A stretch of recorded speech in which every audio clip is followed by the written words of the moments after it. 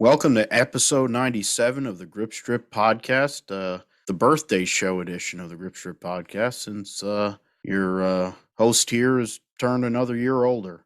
I'll say the number in a little bit, but fact of the matter is, had some coworkers buy me stuff from the school store. That was nice. I've been celebrating since Saturday, but we'll talk about here shortly. My name is Philip Matthew, and my co-host and good buddy is Joshua Fine. What's going on, man? Hey, I'm doing great, Phil, and happy birthday to you.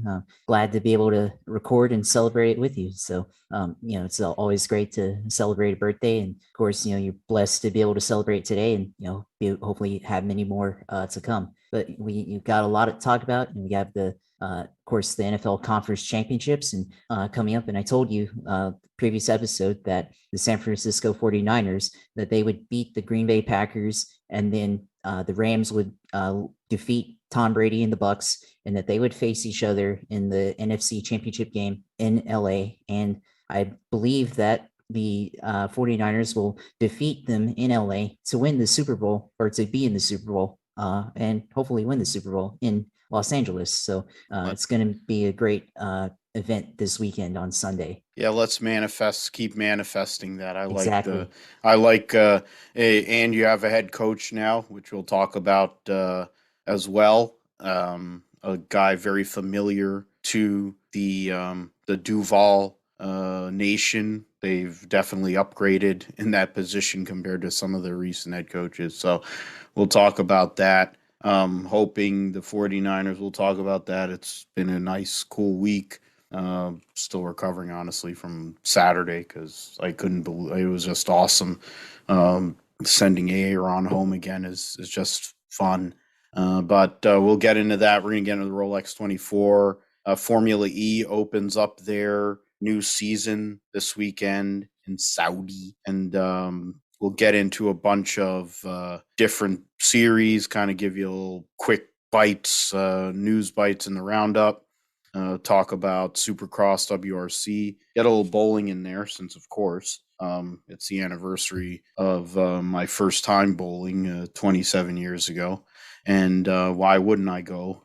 Had a good night yesterday for once in the Tuesday League. So going and talk about that. Going to be bowling on Sunday, hopefully, weather permitting, since supposedly we're going to get a snowstorm here in Jersey and a Friday night and a Saturday. But I really wasn't planning on doing anything Saturday.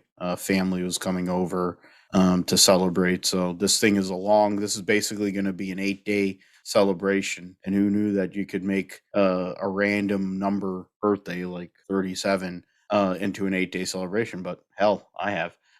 So that's pretty cool, and it's good to have people, family, friends, and everybody I want to celebrate with you. My bowling party is going to be epic. I'm not really caring about how I bowl on Sunday because I'm really worried about what's going to be going on at 6:30 in the evening. And I just want to be functional as long as, things go a certain way, positively for the red and gold. But we will see about that. So yeah, let's talk about this. This weekend is the Rolex 24 at Daytona, and it's become a late January tradition. It used to be in February, a few weeks before the Daytona 500, and now they've moved to the last week of January, so that's cool. And it's been there, and it kind of has taken up where Super Bowl used to be. And this year's race is going to be very competitive for sure. Last week, the Rolex 24 qualifying race saw Wayne Taylor Racing defeat the number 10 defending champions of the race, Wayne Taylor Racing, their Acura, defeat I don't know why they're saying number 60. I don't know how they made that error, but and then the JDC went and beat the number 5 JDC Miller Motorsports Cadillac. So in a last lap battle there, 100-minute race. We'll go through the results briefly, or 1 hour. Yeah, 1 hour. So the winners were as I said, Taylor and Albuquerque and the Konica Minolta Acura. The number 5 of Tristan Vautier and Richard Westbrook. Kamui Kobayashi and Jimmy Johnson finished third. Fourth was the number 60 Meyer Shank Racing Sirius XM Acura with Oliver Jarvis and Tom Blomqvist. The 0-1 of Renger van de Zande and Sebastian Bourdais for Cadillac Chip Ganassi. The teammates of Earl Bamba and Alex Lynn finished in sixth, and last was defending series champion Pippo Effing Durrani, former winner of this race, and Tristan Nunez, his new co-driver in the 31 Wheel and Engineering Cadillac. Going through other classes here in LMP2, Ben Keating and Mikkel Jensen and PR1 Matheson Motorsports Orica finished in one over their teammates Seth Thomas and Jonathan Bomarito. And then in third was Hairu and Rene Rast in a G Drive Racing Orica. So the whole entire class is Oricas. So that there's no real variety there.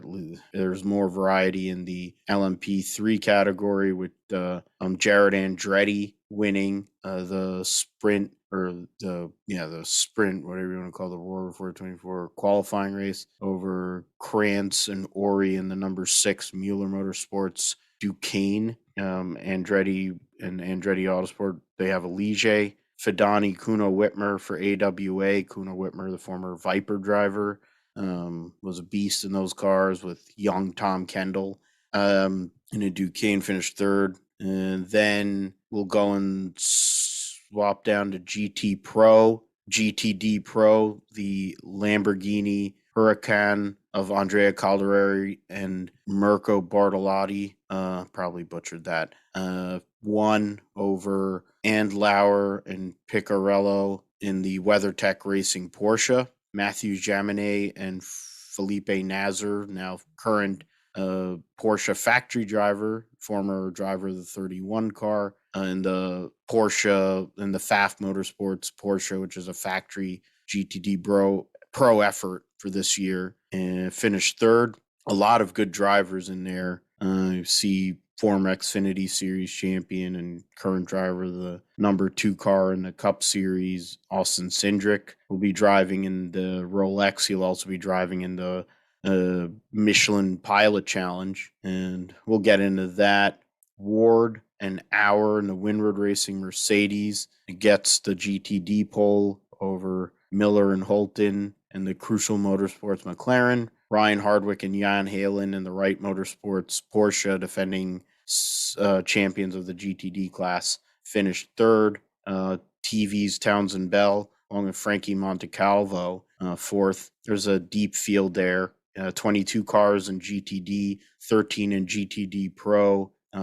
Got 7 DPIs, 10 LMP2s, and 9 LMP3s going into this weekend's race. So we will, I don't know, were you able to catch any of the sprint race or stream it at all, Josh? Or, I saw you got to go, actually. You actually went. Yeah. No, actually I didn't. I had to change the plans, but that was I was wanting to go on Saturday, but it was a bit drizzly throughout the day in Daytona. I was checking the weather and it's like, I don't really want to, be outside all day. And it wasn't raining too bad, but kind of like mid 50s and kind of drizzly all day, not really the greatest conditions, and not didn't really want to stand in the weather like that. But on Sunday though, did catch the qualifying race on TV, and it was a pretty interesting race. It was pretty close, I think, and kind of reflective of last year's racing. At the end, the results are, it was a 7-second gap from Ricky Taylor to Tristan Vautier, but it was leading up to that pretty exciting race. Just for the qualifying part, because going to turn one, you had Ricky Taylor or the 10 car going, they're already in the lead, and then they almost got taken out by the 60, and they had battled for the last half hour, of course, in that event, and then all came down to turn one, and they basically pulled the same type of move that Ricky Taylor did in 2017 to win the Rolex with that race. And then of course this time the 60 tries the move, and then they end up spinning out and not winning the qualifying race. But still, I mean, it's pretty entertaining race to watch. And of course, there's still controversies in some of the lower classes, like in GTD, of course, BMW and Corvette with balance of performance. They're already getting some weight adjustments. I think Corvette had a weight adjustment, getting 15 additional kilograms to their car, and some downforce adjustments as well. Heard some rumors about them possibly sandbagging for this race. Not sure how true that is, but there's always, of course, the controversy when it comes to BOP and IMSA and sports car racing in general, though. So overall, I mean, still provides an entertaining aspect for the lead up to the event, of course, this Saturday and Sunday. Yeah, and that's the thing. I mean, the Corvettes, I'm sure it's going to be rough because they're having to convert their car from the GTE spec to GTD spec. They have split programs going. One car is going to be racing this in America, and they're going to run one car in the WEC, but they're Corvette racing. You can never count them out, especially in a 24-hour race. But that's something that we will find out for sure. I mean, it's competitive. It's a tight field. There's so many great drivers that are going to be racing this weekend. It's going to be really cool. Nice to have this race on, and it gets you through, for fans who are, like people who are fans of racing in general, like us. This is a great race, and you get to see a lot of the drivers are from around the world, not just the drivers from North America. Or and I think also this year is like a precursor to what's going to be next year with the new convergence of prototypes, which will make it like a full factory. It'll be like the late 80s, early 90s Rolexes, where there were a lot of factory efforts and great teams and elite drivers. And that's something that we should be glad about. It's something that's good for motorsport to see cars that are going to be racing at Daytona will also get to race in the premier class. Will also get to race at the 24 Hours of Le Mans and Sebring 12 Hours, the Trinity, and then I guess you add Petit Le Mans to that as well. So yeah, as I said earlier, 7 DPIs, 2 Acuras, 5 Cadillacs, 2 Cadillacs from Chip Ganassi Racing. They're just strictly now called Cadillac Racing. There's JDC Miller Motorsports has 1, and then the Action Express team will be running the number 31 and for the wheel and engineering car, and the number 48 Ally Racing, which is the Jimmy Johnson car. And then the Acuras, of course, are defending race winners: Wayne Taylor Racing, Konica Minolta, Acura, and then the Meyer Shank Racing, Curb Agajanian and Sirius XM AutoNation Acura number 60. We're just going to go and go through this field here, Josh. I brought up the list off of Andy Blackmore's list there off of Racer. A great list. Yeah, it's the best. He does such a great job. And he got it off. I got it off Racer, Marshall Pruitt there. The 01 car, well, their full season drivers are Renger van der Zande and Sebastian Bourdais, who's committed to running sports cars for as long as he can. IndyCar, he's basically said is done, while the 2 teammates that are going to be in for this race are 6-time IndyCar champion Scott Dixon and the defending IndyCar Series champion Alex Palou. The 02 will be Earl Bamba, Alex Lynn. Both of them. Alex Lynn's from Formula E. Earl Bamber, of course, has been around driving Porsches for a long time. IndyCar, Ganassi IndyCar driver Marcus Ericsson, and former Ganassi DPI driver Kevin Magnussen, who's the lead driver for the Peugeot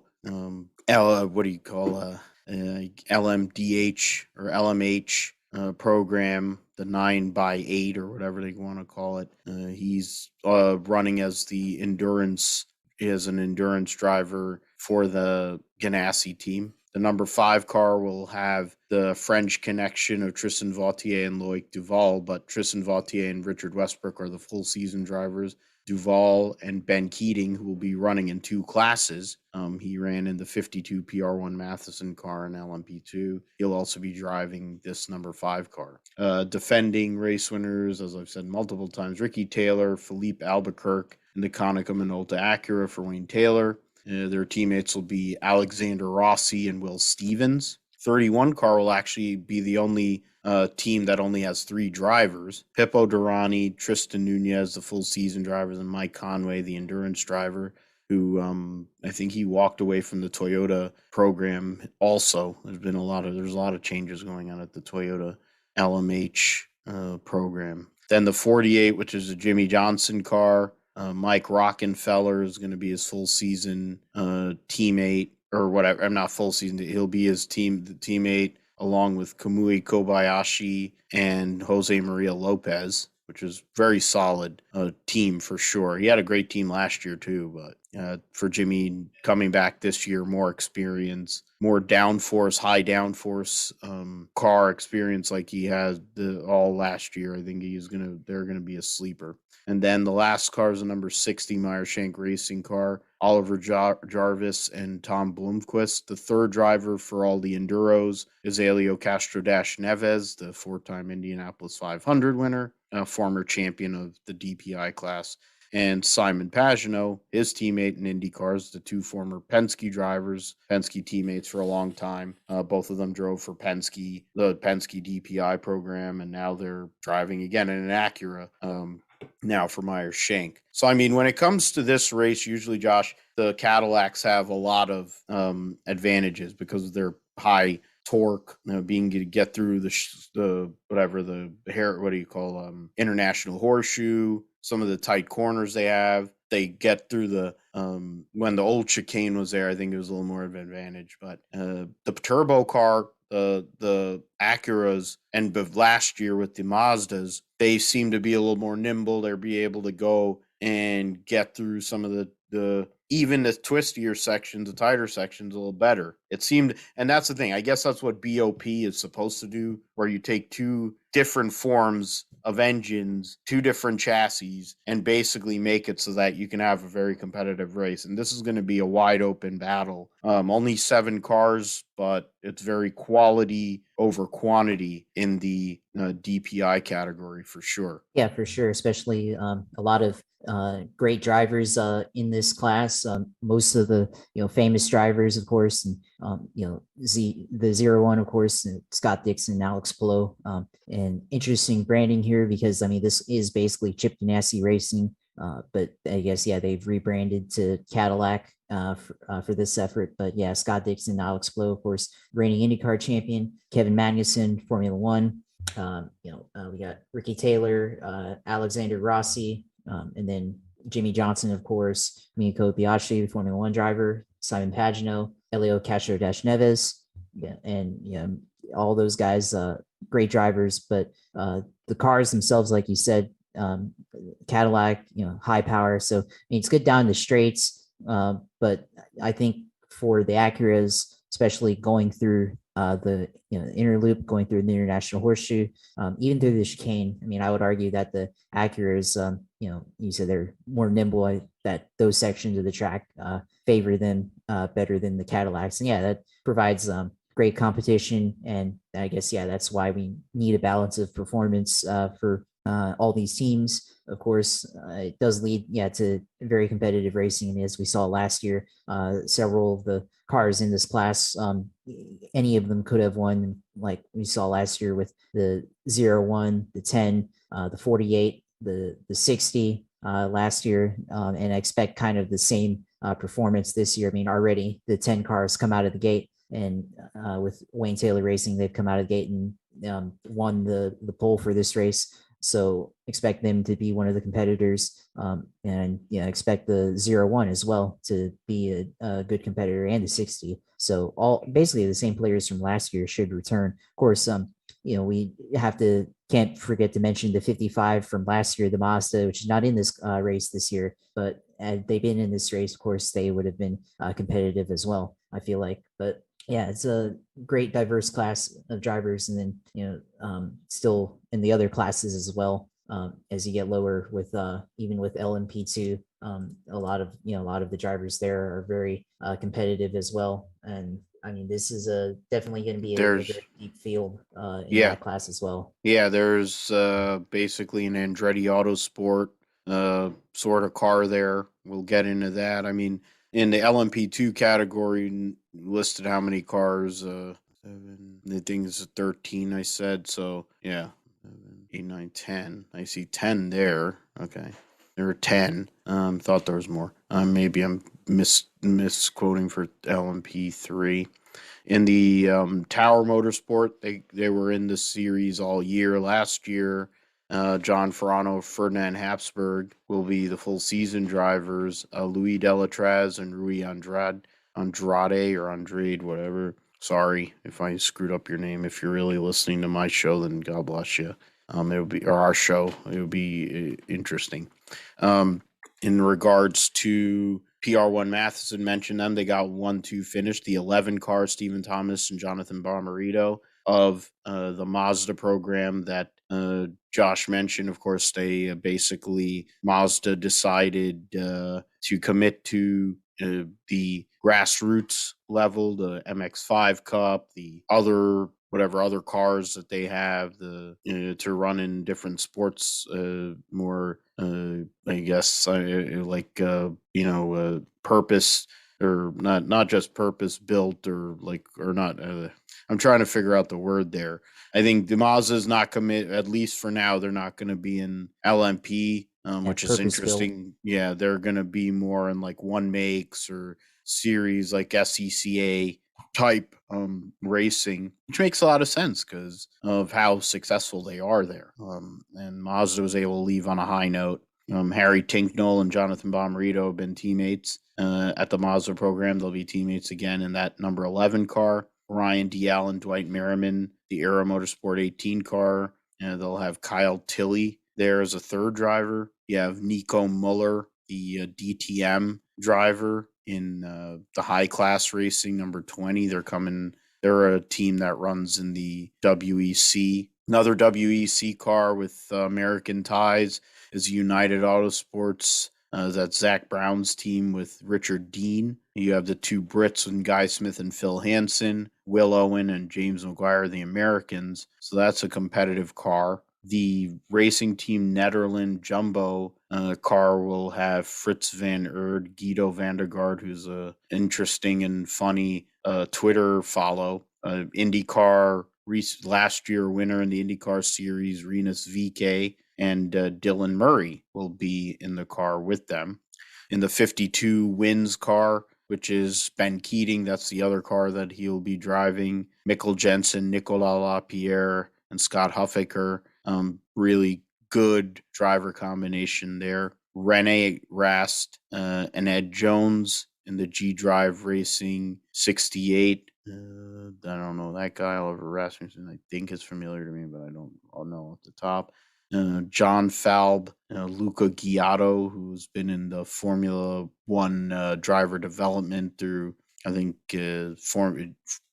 Formula Two or Formula Two and Formula Three. And then the last car, the Dragon Speed car, which is Elton Julian. They ran in the IndyCar series, limited races. They're going to have Devlin DeFrancesco, Pato Award, Colton Herta, and their driver that'll be at every race. I think they're gonna run all years. Eric Lux, Herta, and DeFrancesco are teammates at Andretti Autosport. Pato Award, of course, the lead driver at McLaren IndyCar program there. So, and you got two guys that want to go to Formula One. That class is going to come down to the last few minutes probably, but you have solid teams. You have teams that are IMSA teams specifically. You have teams from the WEC wanting to get an early start on the year before they get to Sebring here in March. That class over the years has improved so much, not only with the reliability, but the quality of drivers and quality of the teams. So I think that one will be an interesting battle. May not get the most attention. I think the 81 is probably going to get a lot of, coverage from NBC, but I would venture to say the PR1 Matheson battle versus, Era Motorsport, which was the battle last year, will be the thing to watch, along with some of these WEC teams and how they handle running Daytona. LMP3, you have Joel Miller and Ayrton Ori, Moritz Krantz in the number 6 H&R Springs car, Mueller Motorsport, Mark Vami and the number 47 Motorsports number 7, Kuno Whitmer, as I mentioned, Matt Bell and the number 13 AWA, LMP3, number 26 Mueller Motorsport America, the teammate car, never heard of any of those people, number 33 João Barbosa, the ageless João Barbosa, and Seb Prio, Andy Prio's son. They'll be in that car. Sean Creek Motorsports Ligier. The number 36 Ligier will have Jared Andretti and Gabby Chavez, former IndyCar driver. Rasmus Lind, who's had experience in IMSA. And then the number 38 Performance Tech team, they're running in a new combination of drivers there. Dan Goldberg and Garrett Grist, I think the most familiar. The 54 is the one that most people, 54 in the defending series champion, 74 are the ones that most people will be familiar with. 54 is the Core Autosport crew. That's John Bennett and Colin Braun, former NASCAR driver Colin Braun. Him and John Bennett have won championships and won a lot of races. George Kurtz, Nick Janssen, former driver for the team as well, coming back. He's been around forever. The number 74 Riley Motorsports Ligier is Gar Robinson, and you have Felipe Fraga, and then Michael Cooper, K. Van Berlo, whoever he is.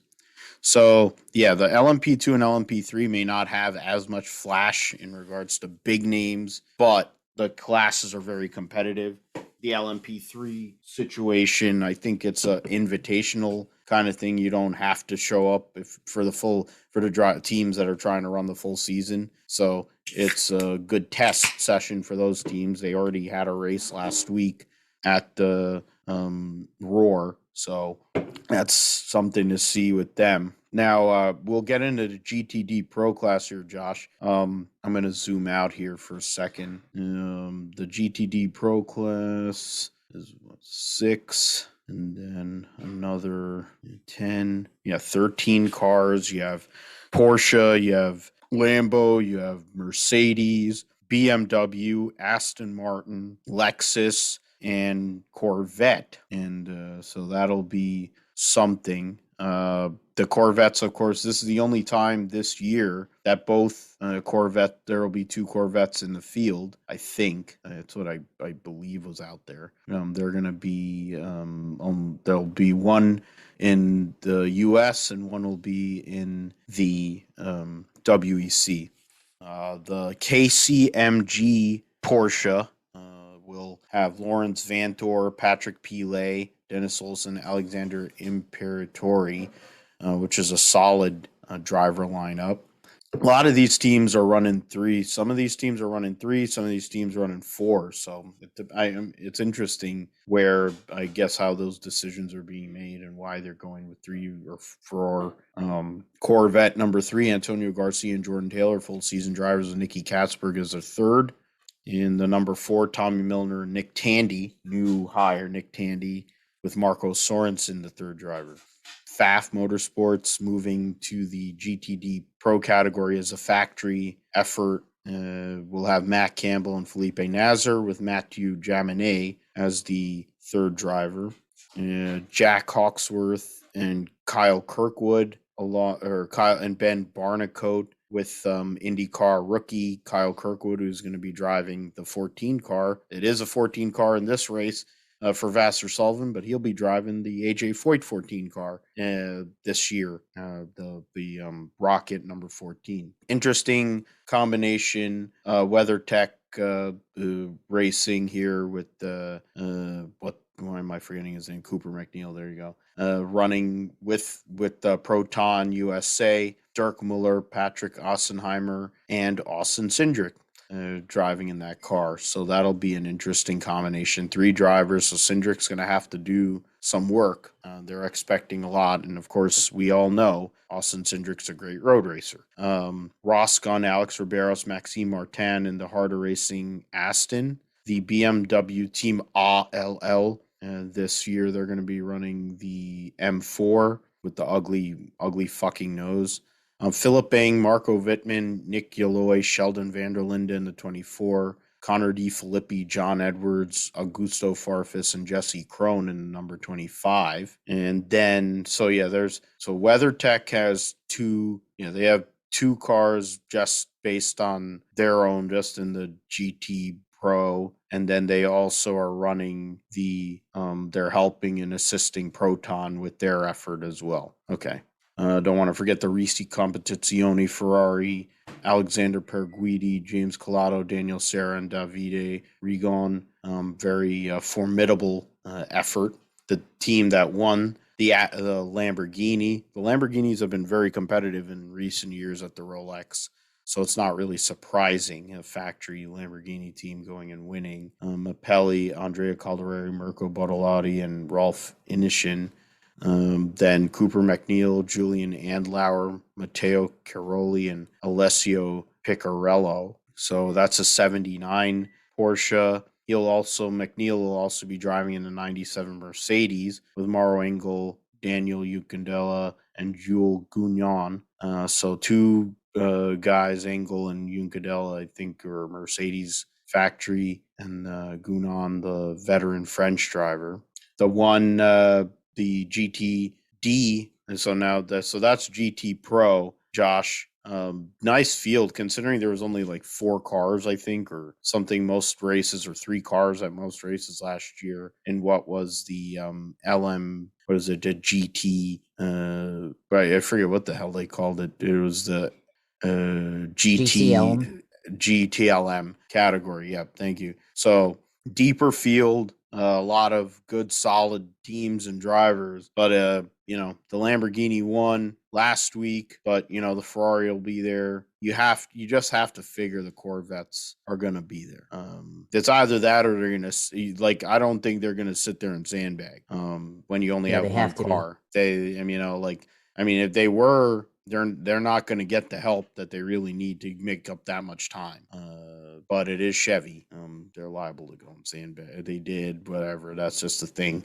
But they also aren't going to go sit there and commit to being in the class for the long term if they're not going to be able to make their car competitive. I don't think they're going to sit there and get run over all year by customer teams and BMW running a new car with Rahal. Yeah, it's going to be interesting.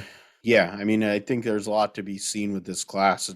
You have those full factory efforts, really, the big time drivers, GT drivers. And then you also have some guys that are just looking at this opportunity. You look at Jack Hawksworth being able to get back into a somewhat bigger class, former IndyCar driver, kind of got a raw deal, may have not had the best opportunities. And with Kyle Kirkwood, who almost was left out without an opportunity. I don't know. It's hard to really pinpoint who would be a favorite there, I would say. I think that one is going to be just like all the other classes so far. You're going to have to go the whole way. It's a sprint race now in the Rolex. I know you drive all different types of vehicles on iRacing and other sims, but to go in the Rolex 24, when I first started watching it, was an endurance race. You literally had to make it. Most of these cars would break. There would only be they'd have 80 cars in the race, 80 plus cars in the race,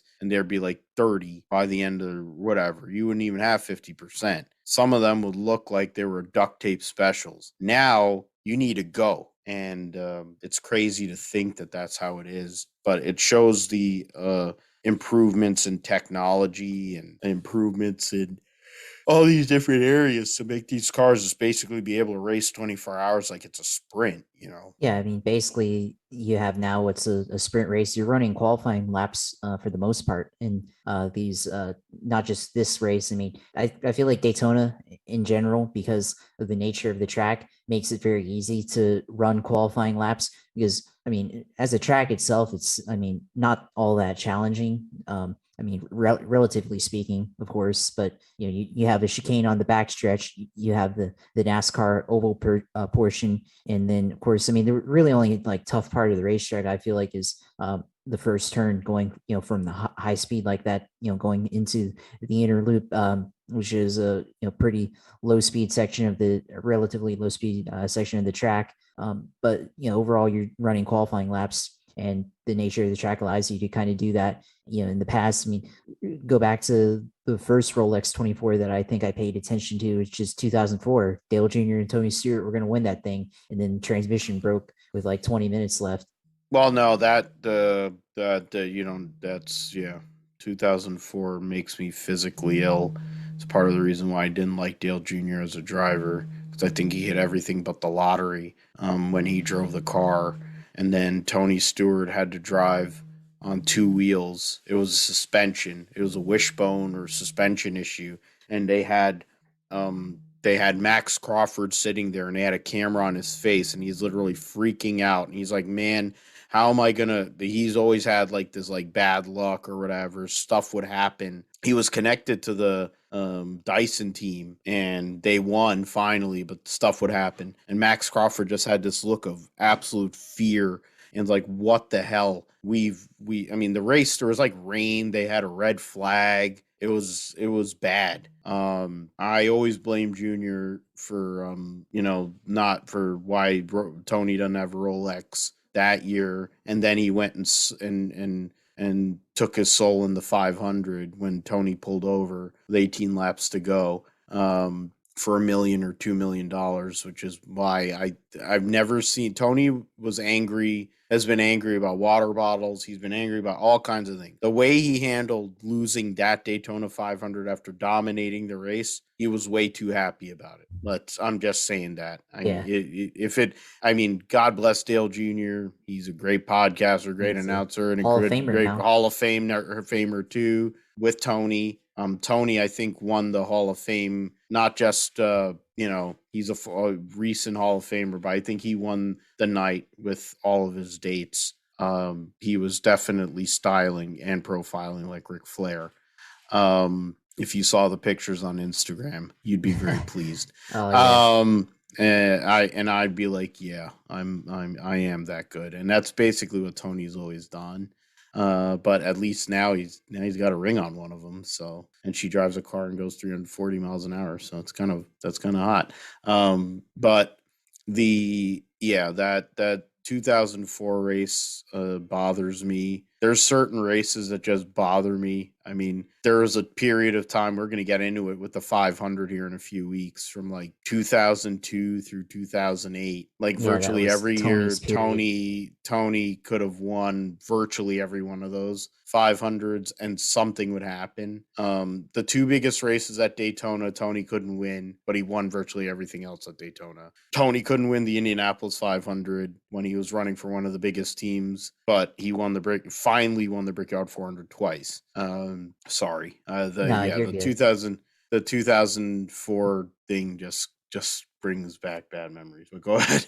No, I know, but I mean, even with the reliability, I mean, go back even like 10 or 12 years ago when Juan Pablo Montoya and Chip Ganassi racing, I think even Jamie Mack was in that car, the star car. 2010 or 2011, they went to the garage for like a half hour or something and made a repair. I think they like lost the brakes or transmission issue or something. I can't remember, but anyways, they went to the garage for a significant amount of time and came out and managed to come back and win the whole thing. So even back then, there was still issues with reliability, but now, like if you had that issue, you're probably done. So. And you're probably not going to be able to recover and get a good finish. I mean, especially with the prototype class and the DPI, like if you have that issue, you're done. You're not going to be able to win the race or even get back to getting onto the podium for your class. But maybe some of the other classes, and especially in years past, like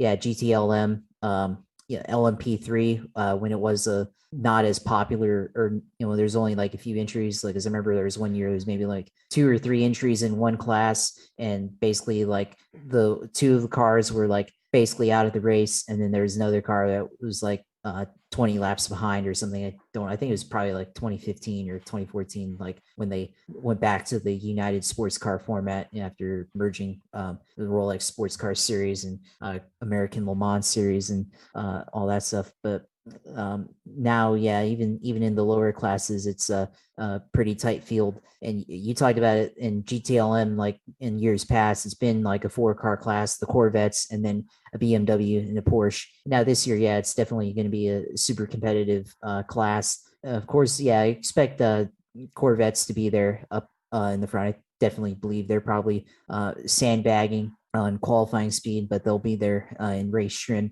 But I mean, I expect at least one of the Porsche cars. I mean, really any of them. I mean, I think probably one of the WeatherTech cars be up there. And then also, you can't count out BMW with Ray Hall, Letterman, Lanigan, especially if you look at their history, it's usually comes down to the Corvettes or one of the BMWs.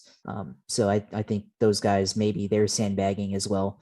So possible contender there, dark horse, if you want to call it that, in GTD Pro. Kept calling it GTLM because that's what it used to be, but now it's just GTD and everything. And then of course just regular GTD. I mean, even like some of the cars that you could consider in GTD Pro, like you have Vassar Sullivan in their Lexus with Kyle Kirkwood, and they have one entry in there to try to win the GTD Pro, and then they also have another entry in GTD in the AM class. So they could potentially, if strategy goes right, they could potentially win 2 classes, which of course be a huge victory, and of course at least spread out your chances of winning the Rolex 24. So that's actually a pretty good strategy there in that respect. You have one with TV announcer, and I don't know which car or how they do it, but I know Bosie is probably pitting one of those cars in that race. But of course in GTD, Kenny Habel, of course, in the paying his way into the Mercedes GT3 with Sun Energy, his company,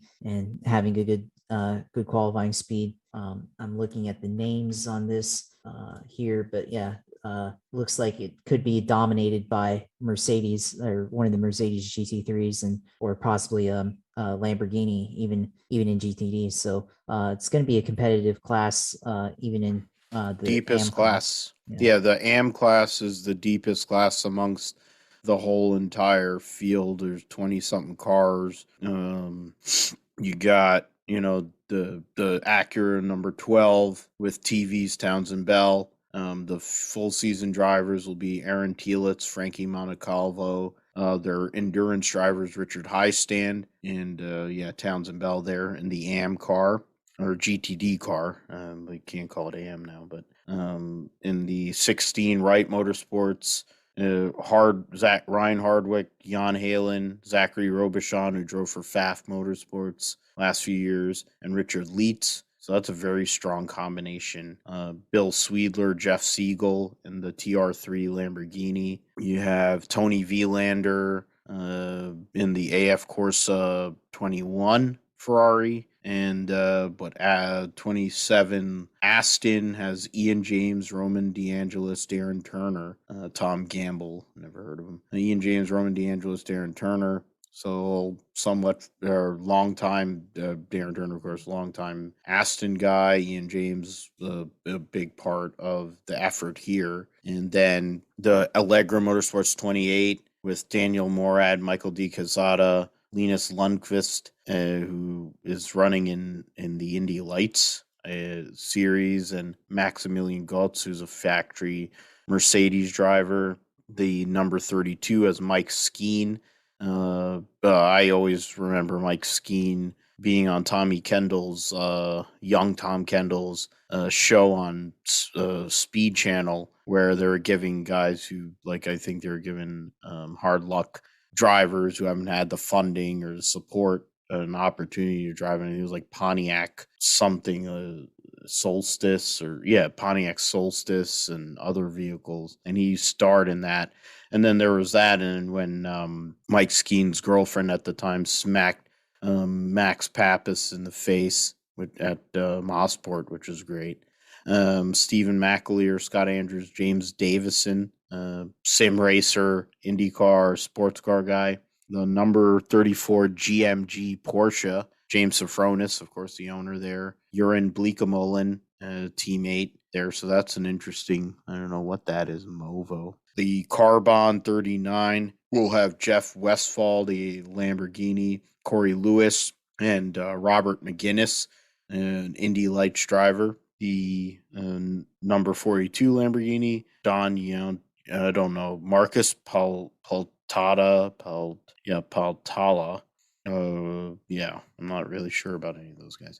The Magnus number 44 Aston this year will be Potter, John Potter, of course, the owner, Spencer Pumpelly, Andy Lally, and Johnny Adam. Of course, Pumpelly and Lally, longtime sports car aces, friends, part of the Georgia connection with Ryan Eversley and others. So that'll be an interesting combination there. The number 47 Ferrari will have Antonio Fuoco. That's the only one I know from that group. Number 57 Windward Mercedes, Lucas Auer, who comes from, I think he's a Mercedes factory guy, Russell Ward, Philip Ellis, Mikhail Grenier. And then the Crucial Motorsports McLaren, John Miller, Paul Holton. I know those names just a little bit. There's two McLarens in this class. We'll get to the other one. Owen Trinkler, Hugh Plum, Matt Plum, and TGM Porsche 64. Till Bechtelsheimer, Mark Miller, part of the DWR Thursday Night Blunder crew as a driver and a driver analyst. Mario Farnbacher and an Acura. Josh mentioned the 75 Sun Energy Mercedes. They run the full season. Oh, they actually went back to orange. Wow, what a novel concept. I remember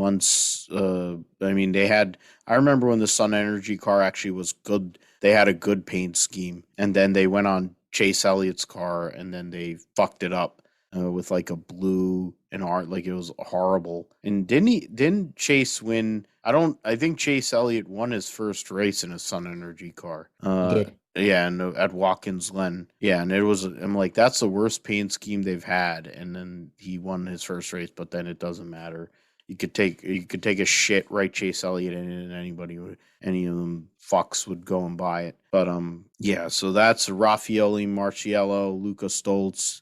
Both are factory Mercedes drivers.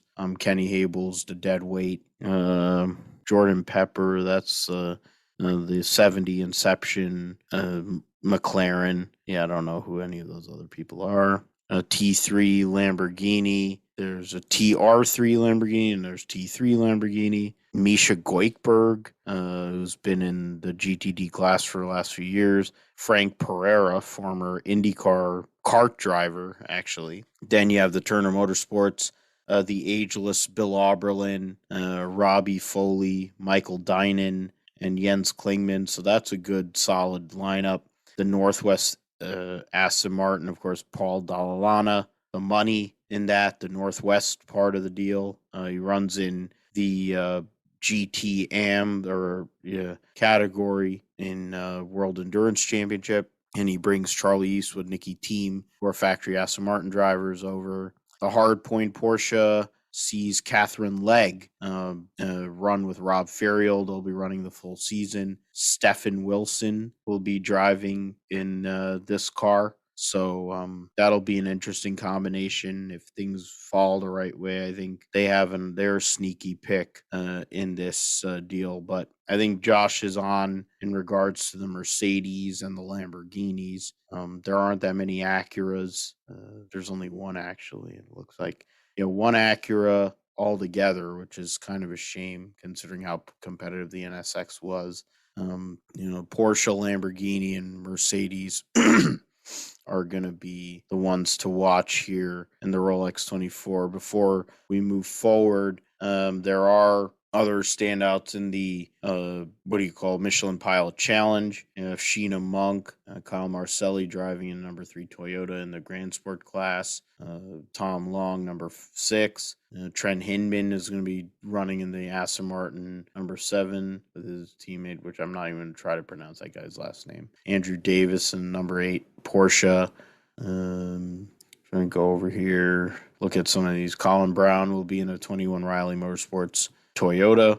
Drew Stavely will be number 24 Ian Lacey Ford. Stephen McAleer in the number 28 Porsche. James Afronis in the number 32 Porsche. So he'll be running double duty. Chad McCumbee, former NASCAR driver, and Dale Earnhardt Jr. Actor, driving the number 40 Mustang. Then number 41 will have Austin Cindric and Harrison Burton. And the number 42 will have Chase Briscoe and Haley Deegan. So I guess Chase Briscoe lost the coin toss there. Hugh and Matt Plum will be in the TGM number 46. Oh, so the team that's going to run the Rolex are also going to be running 2 cars in the Michelin Pilot Challenge.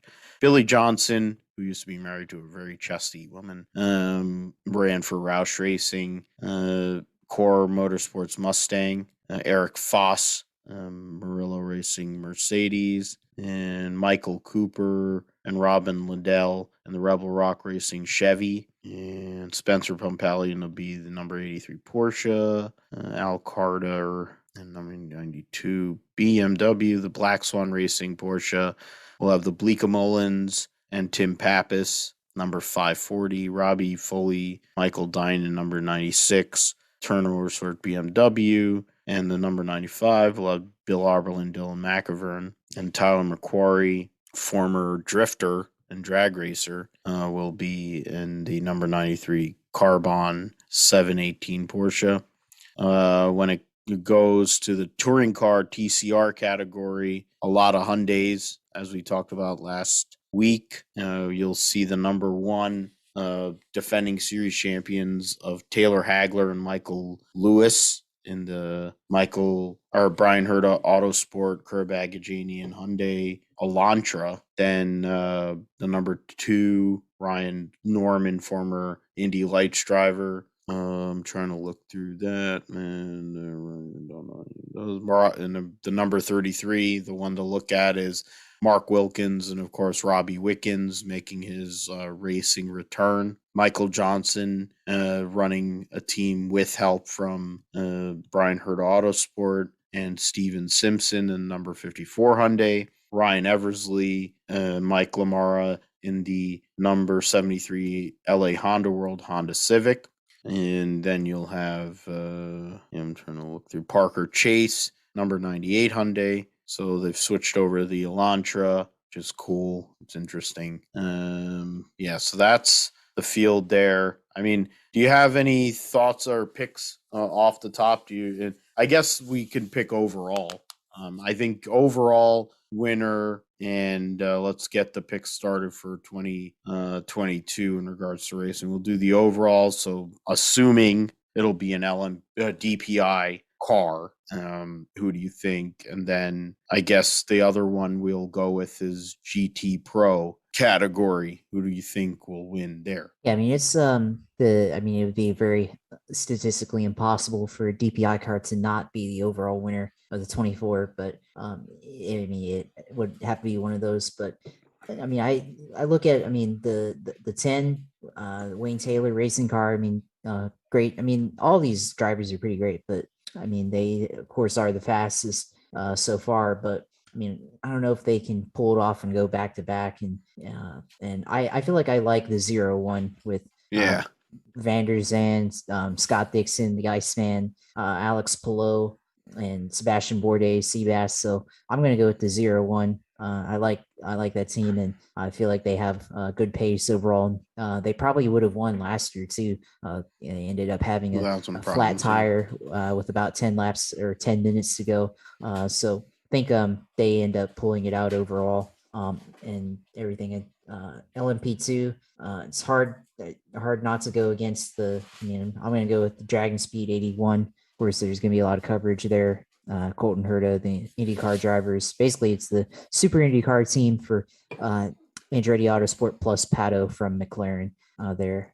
Who used to be an Andretti Autosport guy Of too. course, yeah. So the connection is still there, which it's okay for sports cars and everything. Excuse me. Yeah, LMP3.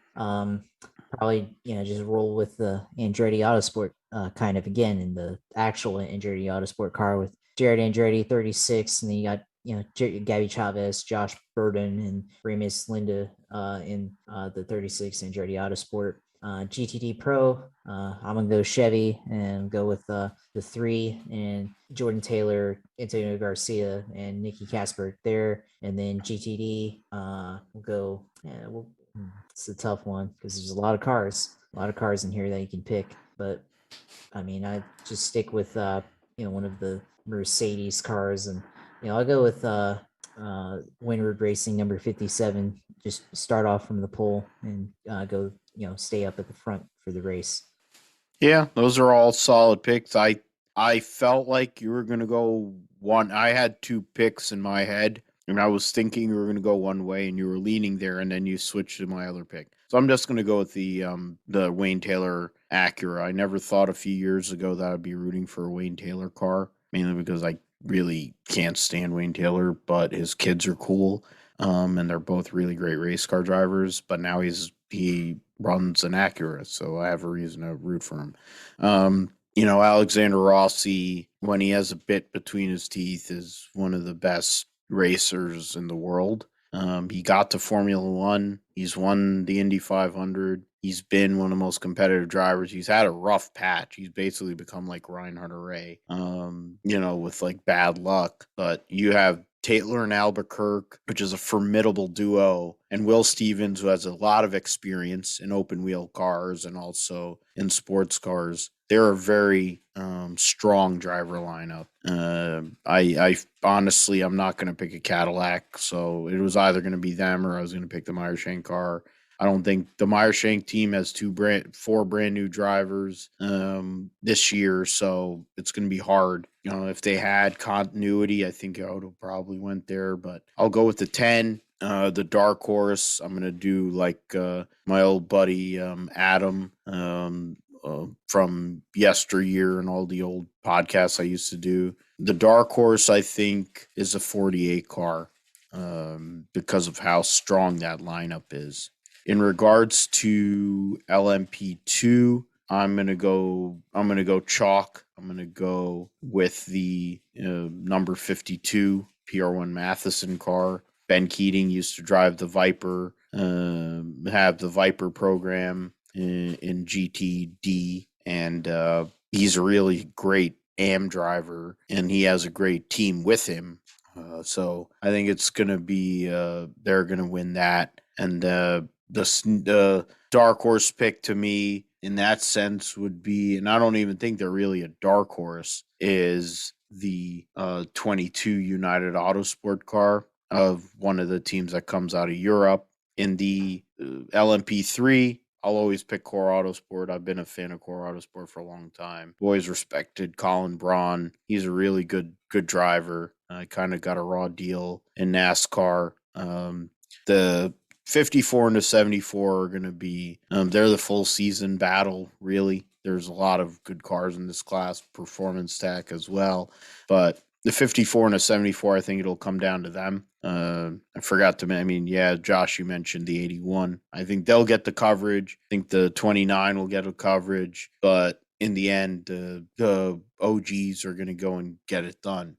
In the GT Pro category, I'm not gonna, there's no way I would pick a Chevy anyway, but not willingly. In this case, I'm gonna go. I have to go with a team that has. I'm gonna go with the number 25 with the Americans Connor D. Filippi and John Edwards, Augusto Farfus, Jesse Krohn. Ray Letterman Lanigan's been very successful at Daytona. The sprint race may have not went their way, but it's 24 hours. So I would say that they're somebody I would look at. Of course, I think the 9 car amongst the teams that have 3 drivers is going to be an interesting combination factory Porsche effort. You can never go against, it's hard to pick against a Porsche factory effort at Daytona. So we'll see what the plaid Porsche does there. In the, what do you call, GTD category, I'm going to go and pick the number. I'm going to pick the number 28. Mainly because it's my favorite number. No, but I mean, yeah, they're a really good team. They were competitive last year. They're competitive right now, and I think the 28 car gets the dub. But the number 16 Wright Motorsports, they won the championship last year. It's a Porsche. It's Daytona. They're going to be tough to beat in that class. And I'm doing an Adam here. You can never forget the Turner Motorsport BMW. Bill Auburn's been racing since, I don't know, since Model Ts have been around or whatever. I think he's been racing as long as I've been alive, which is 37 years, probably more than that. So the fact of the matter is that team, it would be cool if Turner Motorsport could go and get a dub. If the Ray Hall, Letterman, Lanigan team gets a dub, 2 BMW victories there, bringing it back old school to Prototype Technology Group.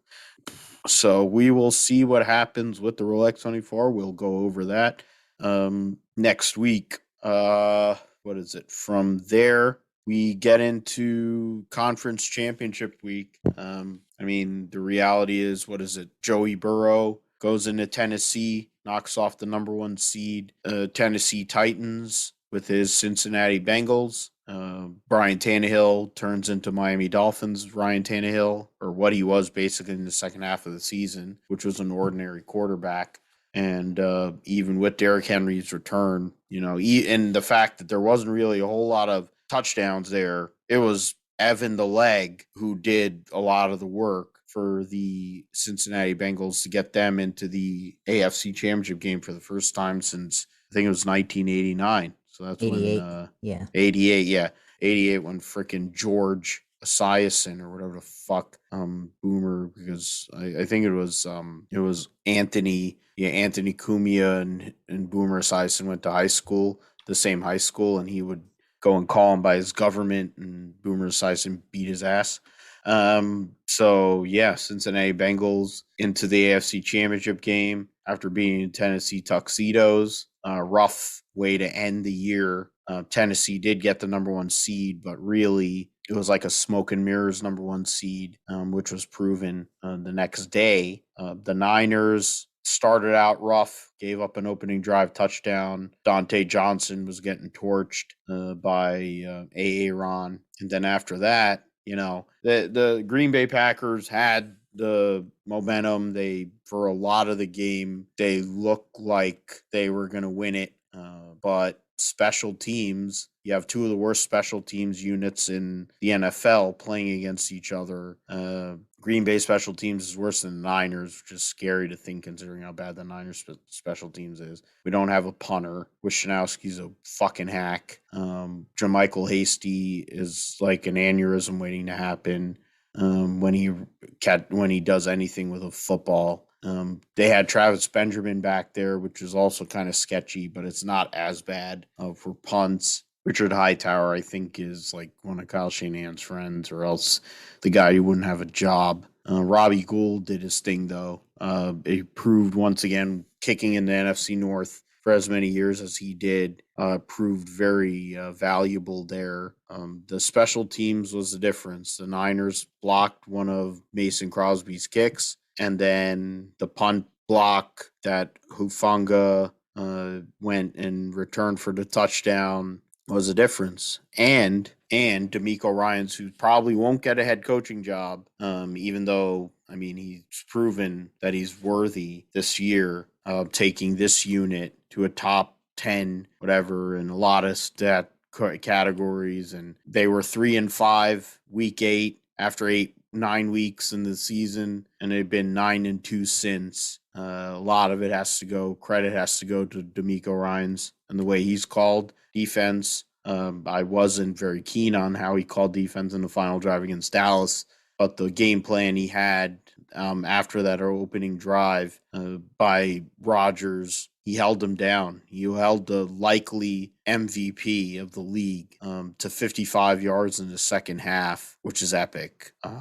Devontae Adams was able to feast. They basically said, yeah, sure. We'll give up the fact that Devontae Adams is going to be Devontae Adams. But they couldn't do any. None of the rest of them can do anything. Got a turnover from Mercedes Lewis, too. Yeah. So, I mean, the Niners win. I was so ecstatic. You know, it was unbelievable. I was there. I was not very happy at the start of the night. And then by the end, I'm celebrating in a Hooters with my buddy John and a bunch of, and who was left was like a bunch, there's Niners people, one other Niners dude. And it was crazy. Robbie Gold was good as gold. The Greg Papa, it's funny. My mom heard Greg Papa's celebrate whatever his calls, and he's like, he sounds like one of those Spanish soccer announcers. I'm like, yep, that is Greg Papa. God bless him. But he is very enthusiastic and he does a very good job and he knows his stuff.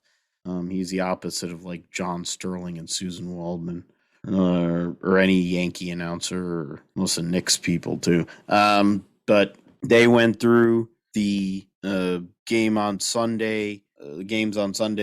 LA took a huge lead in Tampa Bay. Brady was getting hit. Brady was struggling. And then the Rams literally gave them the opportunity to get back, not only in the game, but win. But Tampa Bay couldn't do it. And then they left Cooper Kupp open twice in overtime or in the fourth. Like that game went regulation. It was regular. They left Cooper Kupp open twice. And really, I mean, Cooper Kupp, it's like, I think the MVP shouldn't just be a quarterback award, even though it's basically become that. Cooper Kupp's the MVP, is basically the MVP of the league. It's him and Derrick Henry, to be fair, because you see what Tennessee is without Derrick Henry at 100%. And you see what the LA Rams are if Cooper Kupp isn't able to feast. Because the fact of the matter is, they shouldn't have won that game the way they blew it. They did, and they're going to host the NFC Championship game because Green Bay shit the bed. And then of course, the game everyone talks about, the Buffalo-Kansas City deal, back and forth, two of the best quarterbacks in the league, Kermit the Frog and Josh Allen. Professor J, I felt so bad for him. Buffalo, they had a chance to win that game and gave up enough yards, 13 seconds, 2 plays. Fucking Patrick Mahomes. It just irritates me beyond belief how the fucking Kermit the Frog sounding motherfucker is able to get away with all the shit he does, but he's really damn good. I mean, he's Tom Brady 2.0. That's really what it is. I wouldn't even say Tom Brady 2.0 is just a whole nother thing because I mean Tom Brady's he's one of the greatest of all time, but I mean you could also say he's probably one of the luckiest of all time, or maybe the luckiest of all time. The way that that NFC Championship game went down, especially because it was 27-3, and I even went and took a walk outside, and I was watching on my phone, but was able to do that and then come back, and then I was down 27-3 still. And like, okay, well, maybe this is it for Tom Brady. And then, they get a touchdown. Then, they get a fumble. They turn it over on downs, but then they get another fumble, get it back, and then they get the ball back. And then, there's a touchdown. Leonard Fournette goes in and gets the touchdown for him, proves why he's playoff Lenny. In January, that's when he's actually good for some reason. But then on defense, they basically let Cooper Kupp in single coverage with what's his name, Antoine Winfield Jr., and let him go in coverage. Sean Murphy bunting too. Yeah, but I mean, especially on the play that got them into field goal range, Cooper Kupp single coverage with Antoine Winfield. They left him out there like that, and they shouldn't have. So that was a bad play call there, and especially in critical situations, Todd Bowles is going, I think he might be getting interviewed too, but that might be something you think about in that situation there, especially, calling that type of defense in a critical moment of the game. But ultimately the LA Rams will go home to win, or not to win, but they'll win to go home and face your 49ers in the NFC Championship and everything. So we'll see how that goes. And SF is already 2-0 against LA, so we'll see if they can go 3-0 versus LA. And it was funny, I saw on online, I guess apparently the 49ers have or not the 49ers, but the Rams who are hosting the game have already limited ticket sales to I guess residents within the area of LA because they know that Yeah, the last time they went around SF, all the San Francisco fans and 49ers fans, I mean, don't have to live in it was three to yeah, one. LA. It was basically a 49ers home game, which tells you how many people Yep. actually like the Rams and for the Chargers for that matter. They should still be in San Diego. I'll say that even as a Jaguars fan, but they have the chance to go to the Super Bowl. We'll see if either of those teams. I think I lean towards San Francisco because San Francisco, I feel like they have a better defense and they put pressure on Matthew Stafford last time, especially to get into the playoffs. So I like it. I like a team that knows who they are and they can dictate the way that they want to play the game, and that's certainly what they've been able to do so far in the playoffs. Play hard defense. They know how to scheme up the run.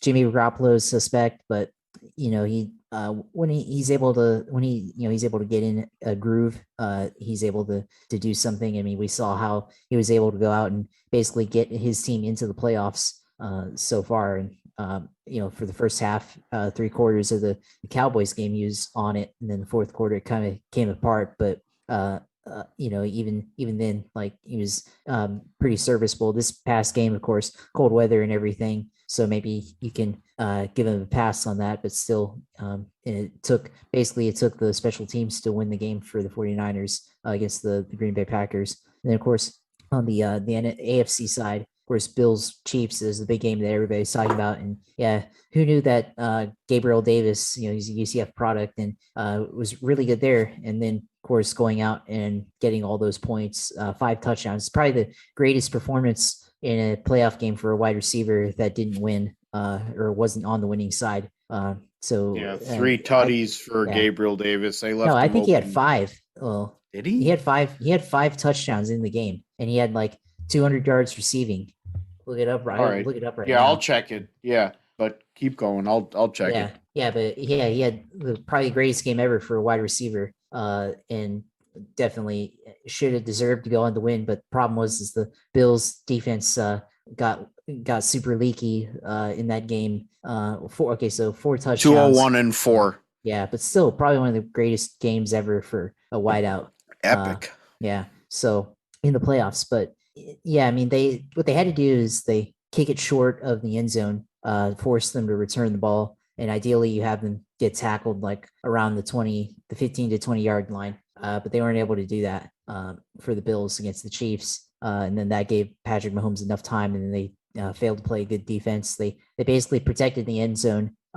I guess in the chance of one of those lucky plays like New England against Miami a few years ago, and that ending. But they failed to protect the middle of the field, and that allowed Travis Kelce to grab the ball and get them into field goal range. And then coin toss, it was over after that. And, people are talking about like, oh, should they have a equal overtime like in college where everybody gets at least guaranteed 1 possession to continue the game? And I'm just like, just play defense. They had a chance to stop them, before to get into overtime, either through special teams and then on defense, and then they failed to stop them in overtime. So, like this is the NFL. I mean, it shouldn't be like college. Everybody says, oh, it shouldn't be sudden death, and they've already made so many rule changes to it and everything. But I just, I think it goes back to the fundamentals. They failed to have the fundamentals on defense when it mattered. And I mean, they were playing against Patrick Mahomes and everything. So yeah, that's it can't just be against the Chiefs, like, because if any other team, like, let's say the Jaguars AFC Championship game in the overtime, and then they don't, let's say they get the ball and they only kick or it doesn't matter who it is. That's what I'm trying to say. It shouldn't matter whether it's Patrick Mahomes, Trevor Lawrence, or Tom Brady or whoever else. Like, they get possession and you got to stop them. So play defense. The whole guaranteed touchdown or guaranteed drive thing is bullshit to me. So just play defense. But the other games, of course, Evan McPherson, Gator guy, of course, goes out and he proved himself at UF, kicking all those kicks. Especially as they made their run for 2020. But he goes out, makes the game-winning field goal. He's been clutch all year. and everything. And then now they will rematch against the Chiefs. Basically a rematch of their regular season matchup in Cincinnati, where Jamar Chase had that really great game. And it was a shame that Joe had him in fantasy, because if somebody else had him in fantasy and is actually playing during that round, then it would have been a whole lot entertaining, Yeah. to watch that. But it's The going to be 500 yard, beating Baltimore, all the Baltimore Raven fans salty that he put up 5 bills and I don't know how many touchdowns. Yeah, that I like. I don't know why. Well, no. I think you cut out there. Oh, sorry. Yeah, now I'm back. Microphone has changed. Yeah, okay. Yeah, so I don't know why I was muted and then I unmuted and never had an issue, and then that happens there. I was just talking about how all the Baltimore fans, I mean, are one of our guests, Phil Spain, wasn't very happy with the Joe Burrow's conduct or way he played. But the reality is, yeah, you have third string guys, you have COVID, but the point is, the Baltimore Ravens haven't handled COVID very well compared to other teams. They are going to keep John Harbaugh, it looks like, but they're also keeping Greg Roman, which is probably why they're never going to win anything. See San Francisco 49ers. But, that Joe Burrow, the way he's played, I just like how he plays, man. I don't know what it is. I've always, like, even at LSU, they're just a poise to him. He don't have to do the Kermit the Frog bullshit. He just does it from the pocket.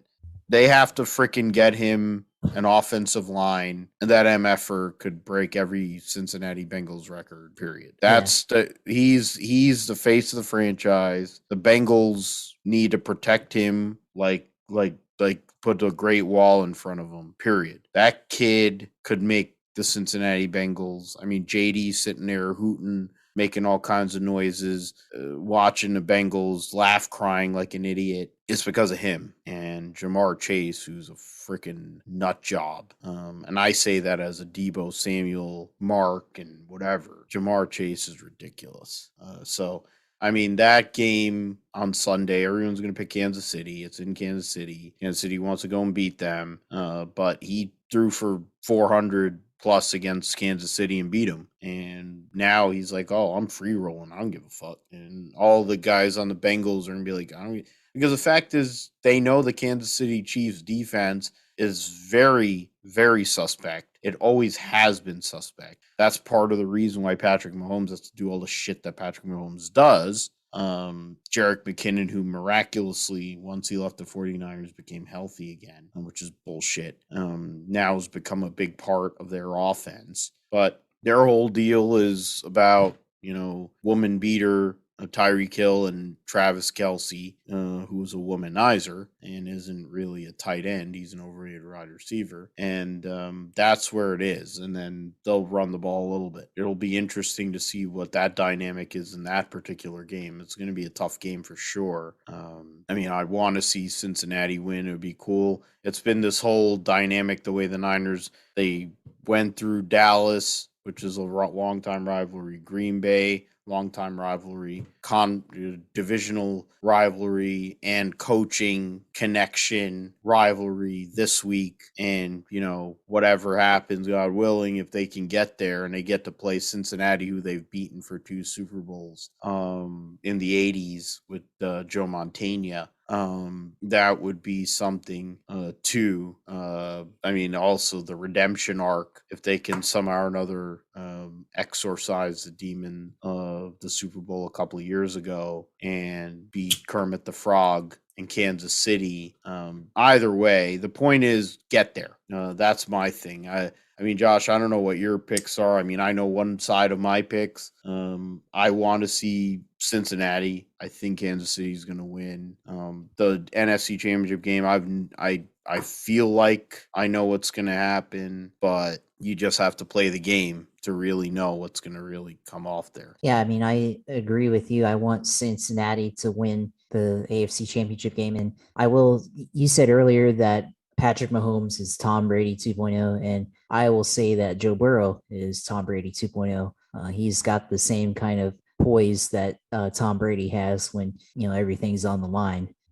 for him, and I would say he's probably even better than Tom Brady there. But I picked Cincinnati, and then NFC Championship game. Of course, how I've been saying again, manifest this San Francisco wins to go to the Super Bowl for this game. Yeah, manifest destiny. There you go. So San Francisco, Cincinnati, and then San Francisco wins. Basically, a rematch of the 1981 Super Bowl there. Of course, yeah, in the 1981 season, 1980 or 2021 season. So rematch of 40 years later. Yeah. Yeah. But And then yeah, also 88, yeah, 88 season where Boomer was doing the I'm going to Disney World commercial yeah, when Joe Montana was telling Harris Barton that he saw John Candy in the stands and then proceeded to lead a 90-yard drive or whatever to win that Super Bowl. His what would end up being his, I think, third of four Super Bowl victories there, or actually, so it might be the second. No, it says that was 81, 80. Yeah, it was his third because 81, 84, 88. Yeah, yeah. his I third of mean, four Super Bowl victories, and just then knowing as a Niner fan that I've met the original goat. oh yeah, your That picture with Joe Montana. Joe Montana.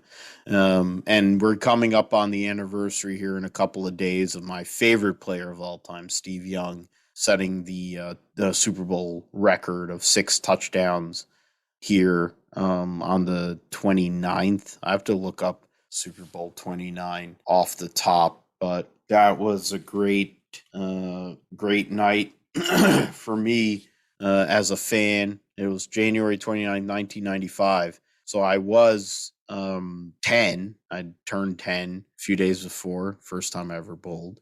And that was 49-26 against the San Diego Superchargers. Steve Young won the MVP through 6 touchdown passes in that game. Look at that. In that game, what is it? Eddie DeBartolo, of course, in the Hall of Fame. So 1, 2, 3, 4, 5, 6 Hall of Famers. Kathy Lee actually saying, oh, look at that. Wow. Look at the coin toss people. Jesus. Oh, Tony Bennett, Patty LaBelle. Yeah, wow, that's interesting. Halftime show. Otto Graham, Joe Green, Steve Largent, Ray Nitschke, Gail Sayers, Leroy Selman, Kellen Winslow. I think all those guys went into the Hall of Fame that year. And that was in Joe Robbie, which is what is now what the hell do they call that place? Hard Rock Stadium, Hard Rock Stadium. Yeah, where we'll have a Formula One race here in May. yeah, The that'll be Miami International Autodrome, I think, is what is officially going to be called. yeah, that's a terrible name, but it's well, it fits. It's basically like Russia. It's like the Russian Grand Prix track, except with straight. But we will see. Hopefully, Phil's alive to Yeah, do episode 98. Whatever happens in that football game. But yeah, we'll see what goes on with all of that accordingly. yeah. We'll in regards to the roundup, the next gen car, they've been doing testing. They have you got the Ron just mentioned this Ron Esau, the 1986 NASCAR Southwest Tour champion, passed away at age 67. So condolences to his family. I always remember Ron Esau. That was one that his name would always, when they had ESPN or whatever, they'd always talk about TNN when the Copper Classic. Ron Esau was always a guy they would talk about. Great driver. Oh, look at that. Baba Booey with a Castrol car. That number 6 just looks weird. It was a Ford. Oh, okay. So it's actually a full test. So top 5. So in the Wednesday practice or test was Blaney, Logano, Briscoe, Elliott, and Harvick, which kind of makes you, if you're a Ford guy, which I am, gives you a little bit of hope. Elliott, they spelled his name wrong. That's convenient. Todd Gilliland, their 7th. Truex was the fastest Toyota in 6th. Brad was driving the number 17 car. Then on Tuesday, defending series champion Kyle Larson, Reddick, Logano, Stenhouse, and then the 2311, which they marked as a Ford, but is a Toyota. Richard, and then the 2311 teammate, Blaney Busher. So I think it looks like, as of now, I mean, the balance might be initially. It's one thing I was thinking about, Josh, with this new car, even with also the part shortages and all that, there are going to be teams, Larry Mack, with the haves and the have-nots. There are going to be the cars, comers and goers. And some of these Ford teams, of course, we talked about in the round table how bad they were last year. The Ford teams, I think, are coming correct, at least with testing. Maybe Chevy teams are holding back, maybe Toyota teams are holding back, but I also think that some of these Ford teams are looking at this opportunity to go and take advantage of this new car and try to make a statement early. Because if you can make a statement early, get points, especially with the new penalty system that's come out, where if you mess with this car, you're dead to rights. So if Ford can come out, get some momentum, get things going, like Stuart Haas, who was terrible all year last year. Penske was good, the only Ford team that was really good. But now you have a whole new team. Logano's a new, basically, leader. It's an opportunity for them. We don't know I don't think we're really going to know what this car or what this is until they get to a cookie cutter track. But I think this testing and the way things are going, it kind of seems like Ford is in a good position as of now. I don't know what you're thinking, Josh, in regards to some of the testing that's going on. I mean, yeah, it's an interesting observation there.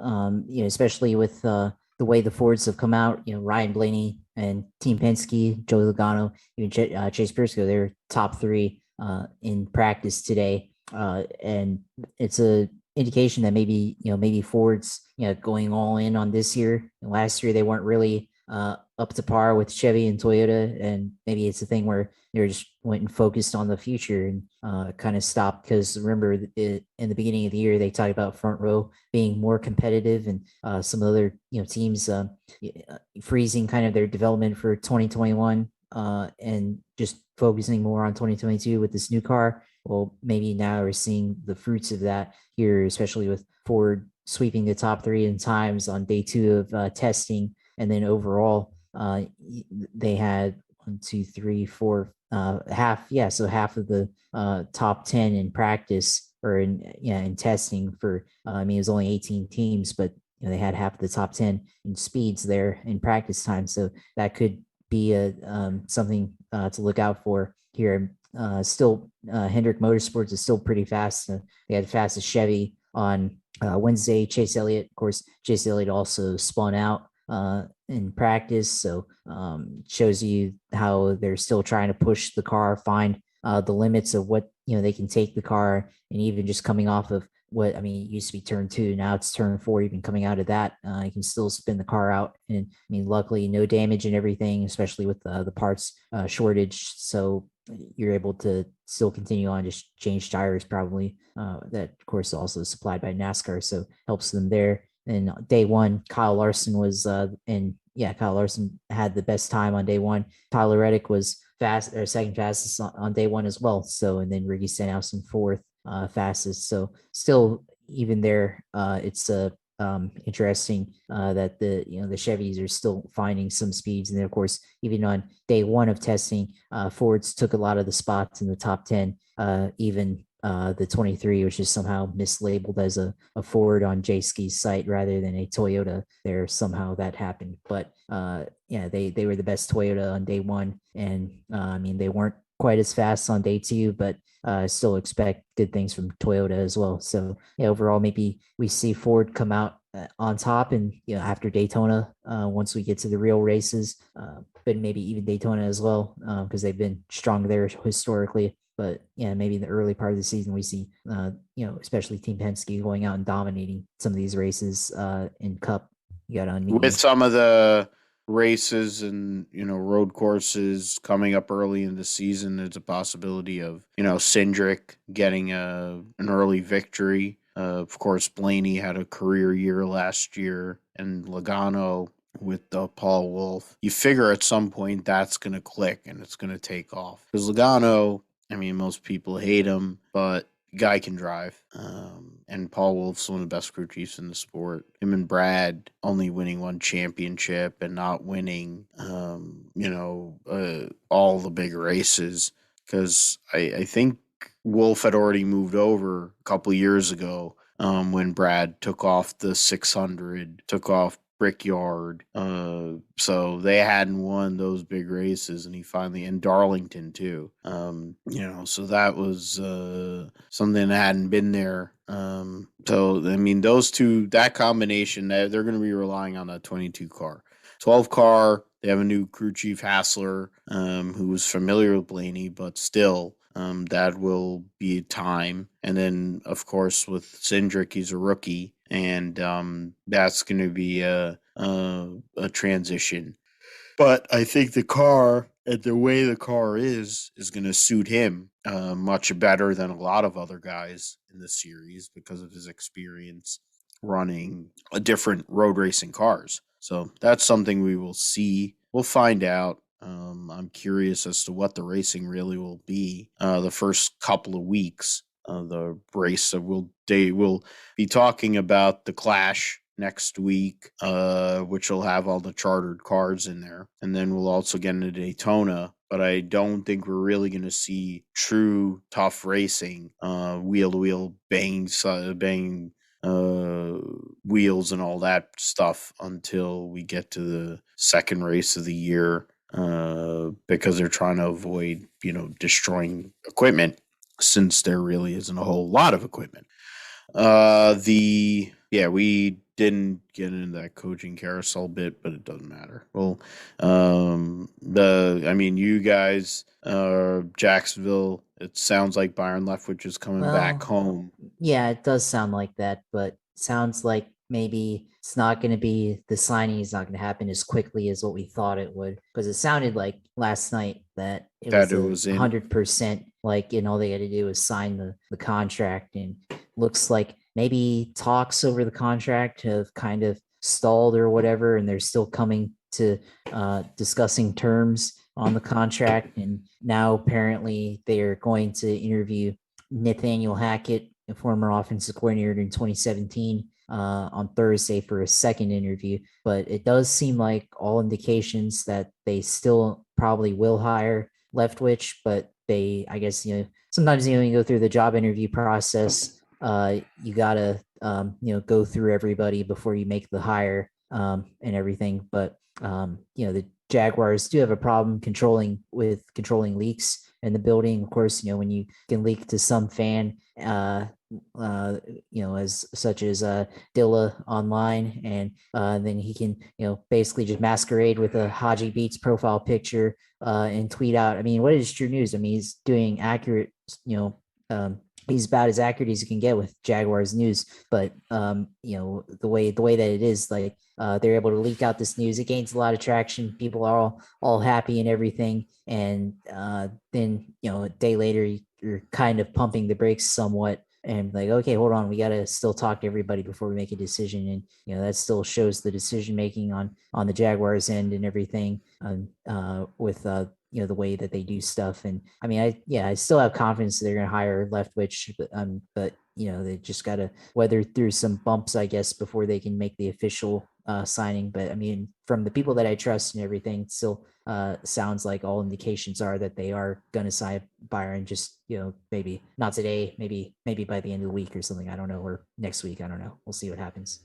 Yeah, I mean, I kind of figured that it was either he was going to be going there or he was going to end up staying in Tampa because Bruce decided to call it quits. So I guess it'll work out that if he does call it quits, then Todd Bowles will probably be the coach. But Byron Leftwich he's done a really good job. Personally, I've been a fan of his as a player when he was at Marshall, when he was at Jacksonville playing, good years, some bad, whatever, good, some bad. Maybe he didn't have some of the help he needed. He was more of a statue quarterback. Garrard kind of played a similar style. He was a little smaller, but he had the ability to run. He replaced him, and then Garrard was able to have success there. But it would be a good hire for Shad Khan. It would be a good hire for the league for him, and hopefully they'll give him the time, meaning at least 3 years, because outside of Trevor Lawrence, and I mean James Robinson's not going to play most of the year next year with his injury. So you have Josh Allen on the other side. You have pieces, but it's a long-term rebuild there. But the AFC South, to be fair, is very viable. Tennessee has Derrick Henry and A.J. Brown and some players, and Jeffrey Simmons on the defensive side. Mike Vrabel's a really good coach. Houston's a clusterfuck.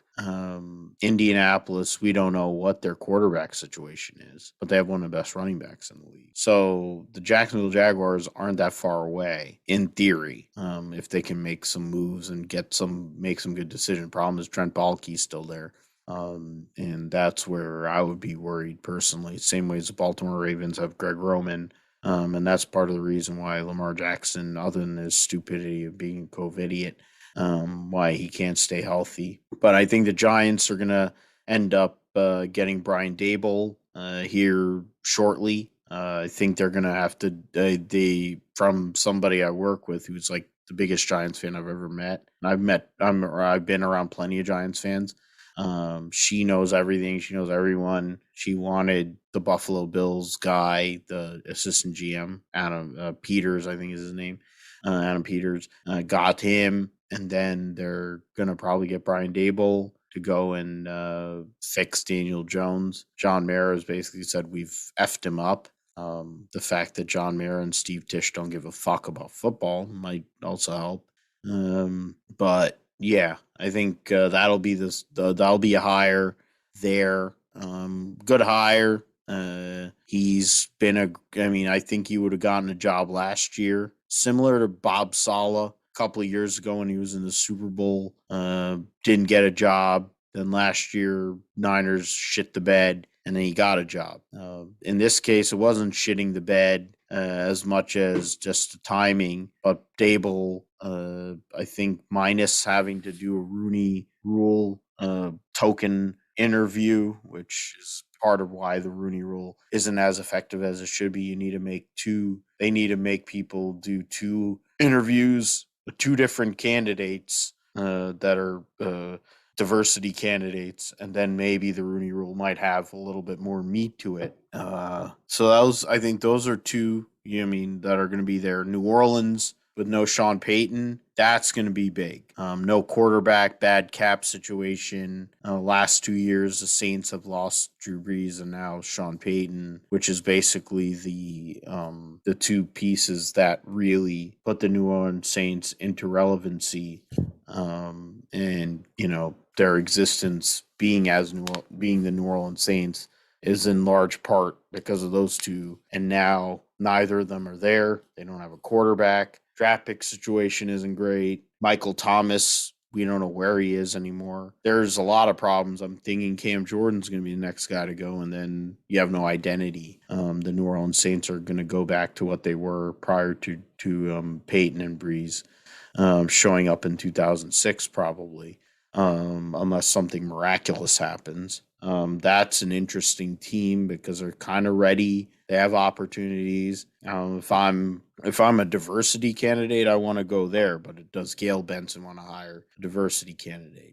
That's the question. If I'm like Brian Flores, I'm like, I'll go and take that shot. Because Miami Dolphins are retarded.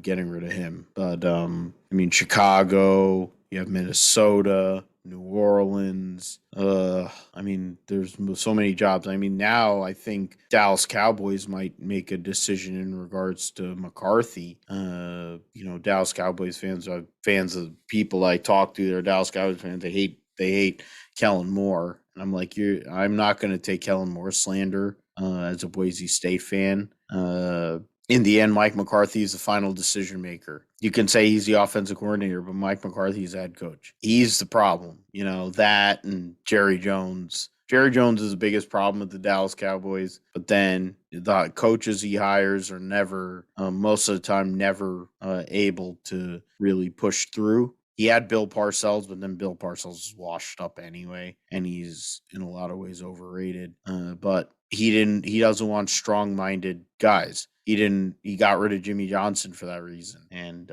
he's won one Super Bowl since he got rid of Jimmy Johnson. So tells you all you need to know about that. I mean, the Washington Generals are going to have a new name here next week, I think. We'll be able to talk about that. Probably won't be Guardians, like the effing Cleveland Indians.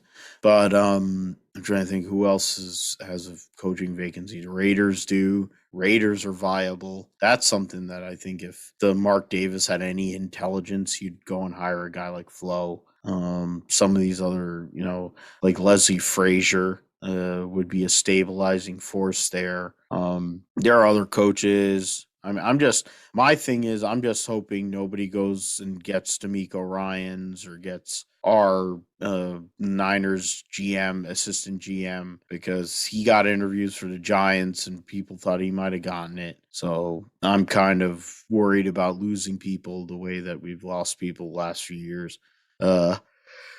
But we will see, and we will keep you updated in regards to any coaching or other changes. Super Speedway Racing. Wow. Now that's the ad they posted today. Spillfield Super Speedway's cars for, wow. So they'll just destroy a lot of vehicles. That's super. Howie DiSavino running partial Xfinity schedule. Alpha Prime announced some sponsors. The Bassett team, 15 to 18 races a year or this year, and they'll run on their own. 15 to 18 races. It'll be tough to ask. 50 cars. Jeffrey Earnhardt running for Sam Hunt Racing limited schedule. Made a reference to the Peach Pit, which will be in the infield at Atlanta Motor Speedway. So I was trying to remember the guy's name in 90210 who ran the Peach Pit. Seemed kind of corny. The joke was corny, but then it's also corny anyway. You had the announcement about Marcus Smith talking about North Wilkesboro. Got some, the crew chiefs have been announced for GMS for Grant Enfinger and Jack Wood, who's going to be running for Rookie of the Year. Charles Denicky, who was the crew chief for Tyler Ankrum last year. Jack Wood will have Tom Ackerman. And then, what's it called? Danny Bone will be running the Youngs number 20 at Daytona. Xfinity went over that. And then in the Cup Series, we talked about that. So, I mean, in IndyCar news, just want to go and get over here quickly.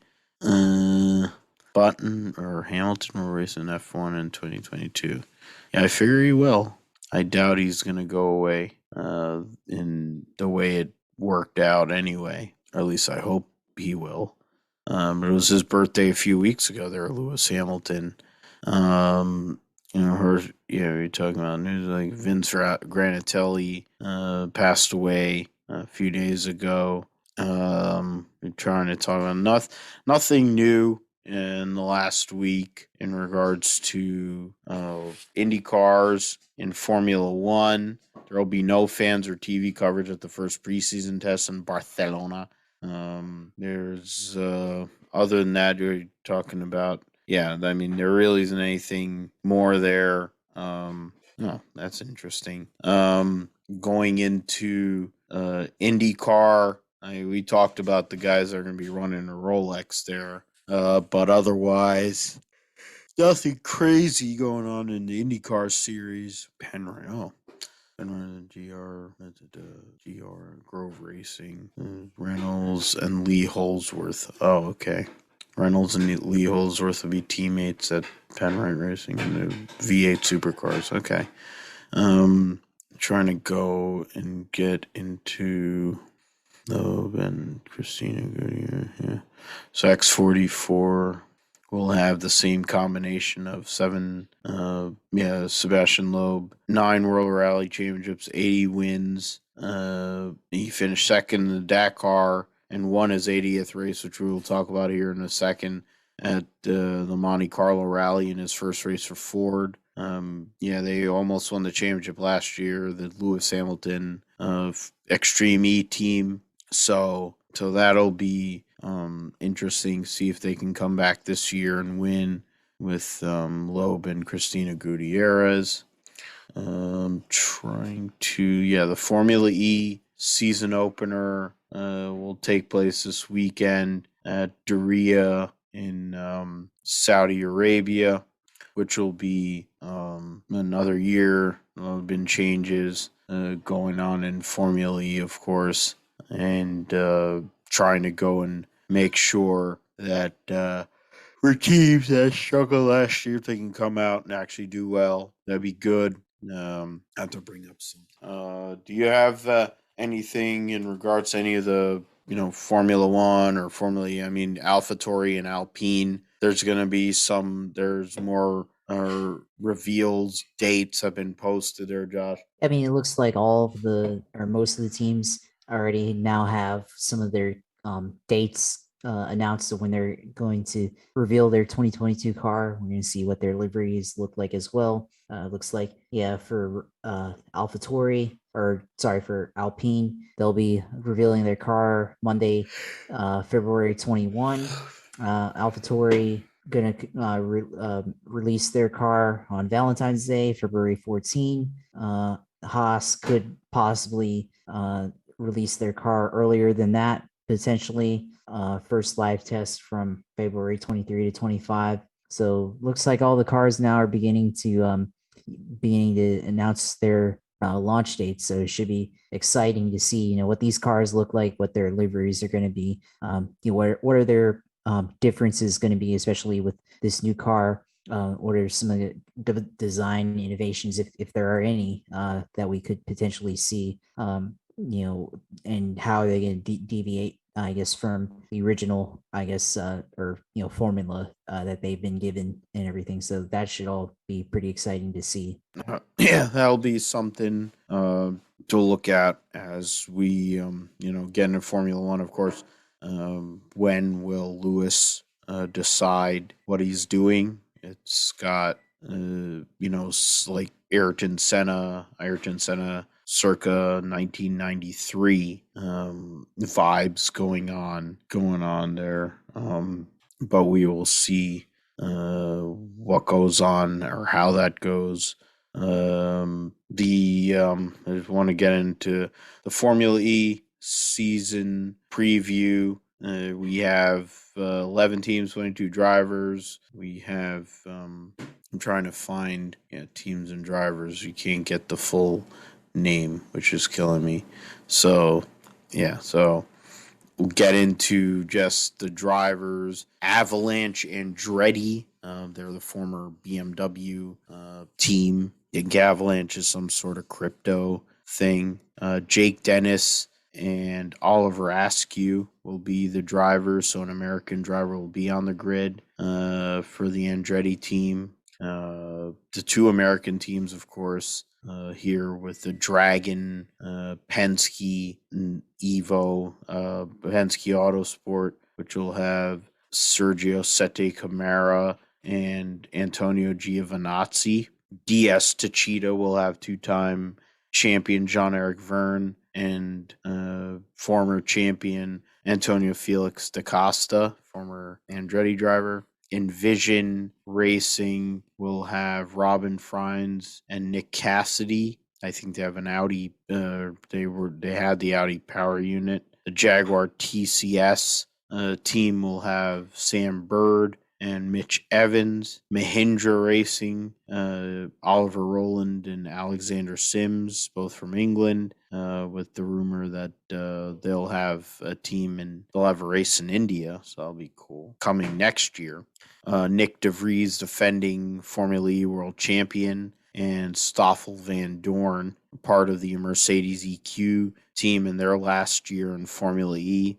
The Neo team still hasn't determined a driver. Really? You got to be kidding that they don't have a driver or they don't have a picture. Oh, Dick Tantrum. Okay, Dick Tantrum and Oliver Turvey will be in that team. And then the Nissan Edams outfit with Sebastian Buemi, former champion, and Maximilian Gunther. The Rocket Venturi team, which is Susie Wolf's effort, with Luca Degrassi, former champion, and Eduardo Mortara, who had a chance at the championship last year.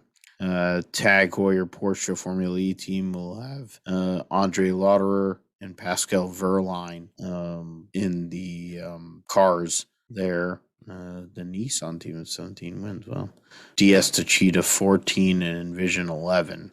So we'll see what happens in that. They'll be racing twice. They'll be racing on Friday and Saturday night under the lights in Saudi to go and decide who will win the first race of the Formula E World Championship in 2022. AMA Supercross, just as get an update. Chase Sexton, rookie for Honda, wins his maiden Supercross race in San Diego Petco Park. Third different winner, Monster Energy Star Racing Yamaha's Eli Tomac second and took the points lead. And Dylan Ferrandis finished third to give Yamaha 2-3, a double podium there. So that's Sexton, Eli Tomac, Dylan Ferrandis, Cooper Webb, defending champion, Malcolm Stewart on the Husky, Aaron Plessinger, Ken Roxon, Jason Anderson, who had won A2, Justin Barsha, and Marvin Muscan, your top 10. Tomac has a 1-point lead on Sexton and Webb, 3 points on Barsha, 5 points on Jason Anderson. Plessinger, you have less than 10 points at 7 points from first eighth. And then in the West Region 250, Michael Moisman won on a gas over Hunter Lawrence on a Honda and Christian Craig on a Yamaha. Craig leads Lawrence by 6 points and Moisman by 11 going in the next round of the series this week for Anaheim 3.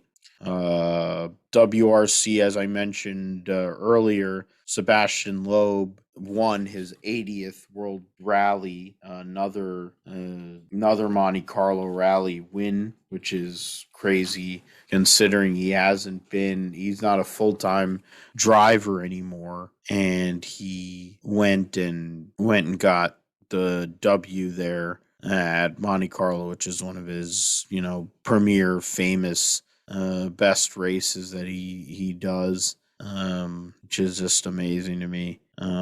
Sebastian Loeb ended up getting the win in the overall rally too. Yeah, so Sebastian Loeb beat Sebastian Ogier. So it's battle of Sebastian's former teammates at Citroen. Ogier is not going to run a full season either. Running for Toyota, finished 10.5 seconds behind. Craig Breen finished third for Ford. Callie Rovanpera for Toyota finished fourth, and Gus Greensmith for Ford finished fifth. The best Hyundai was Thierry Neuville in sixth. And amongst, there was like eight drivers that actually made it there in the finish. A lot of stuff to endure on Rally Monte Carlo. It's a pavement rally.